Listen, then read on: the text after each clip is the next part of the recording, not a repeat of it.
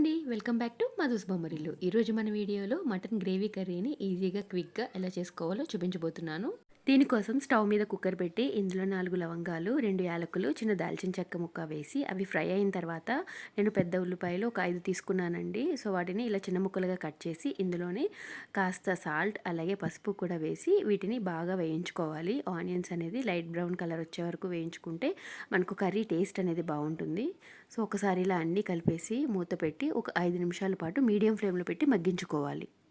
నేను మటన్‌ని 1250 గ్రామ్స్ తీసుకున్నానండి. ఈ విధంగా చిన్న ముక్కలుగా కట్ చేయించుకుని ఫ్రెష్‌గా కడిగి పెట్టుకున్నాను. ఇప్పుడు ఇందులో 2 టేబుల్ స్పూన్ల అల్లం వెల్లుల్లి పేస్ట్ వేస్తున్నానండి. ఇది ఫ్రెష్‌గా దంచిన అల్లం వెల్లుల్లి పేస్ట్ అనమాట. ఇది కూడా వేసుకొని పచ్చివాసన పోయేంత వరకు వేయించుకోవాలి. సో, ఇక్కడ నేను కిలో మటన్ తీసుకున్నాననమాట. కిలో ఒక 2 టేబుల్ స్పూన్స్ అల్లం వెల్లుల్లి పేస్ట్ వేసుకున్నాను. ఇది కూడా పచ్చివాసన పోయేంత వరకు వేయించుకున్న తర్వాత ఇప్పుడు ఇందులోనే కడిగి పెట్టుకున్న మటన్ కూడా వేసేసుకోవాలి. మటన్ వేసుకున్న తర్వాత ఇందులో 4 టేబుల్ స్పూన్ల కారం వేశానండి.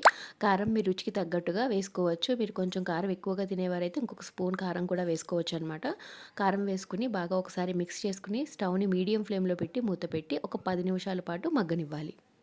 ఇప్పుడు ఇందులోనే మీడియం సైజ్ గ్లాస్‌తో ఒక గ్లాస్ వాటర్ వేసుకున్నానండి. వాటర్ మరీ ఎక్కువగా వేసుకోవద్దు. మనకి మటన్‌లో ఆల్రెడీ వాటర్ వస్తుంది కదా! సో, అది ఇది కలిపి మనకి విజిల్‌కి సరిపోతుందనమాట. సో, ఎక్కువగా వాటర్ వేసుకున్నారంటే మీకు మటన్ ఓవర్ కుక్ అయిపోతుంది. చూసారు కదండీ! ఈ విధంగా మూత క్లోజ్ చేసి విజిల్ పెట్టి ఒక 4-5 విజిల్స్ రానిస్తే సరిపోతుంది. మనకి మూత ఓపెన్ చేసి చూస్తే ఇలా ఈ విధంగా మటన్ మంచిగా కుక్ అయిపోయి ఉందండి. ఆయిల్ కూడా పైకి తేలింది చూసారా? ఇప్పుడు ఒకసారి ముక్క ఉడికిందో లేదో నేను చెక్ చేస్తున్నాను.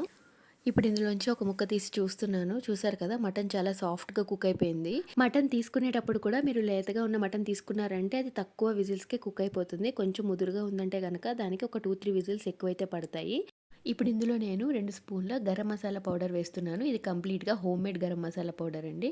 So, king of the recipe ఏంటని చెప్పాలంటే ఈ గరం మసాలా పొడే. ఏ కర్రీస్‌లోకైనా ఈజీగా సూట్ అయ్యే గరం మసాలా పౌడర్ అనమాట. ఈ రెసిపీ కూడా మన ఛానల్‌లో ఉంది. ఎవరికైనా ఇంట్రెస్ట్ ఉంటే గనక చెక్ చేయొచ్చు.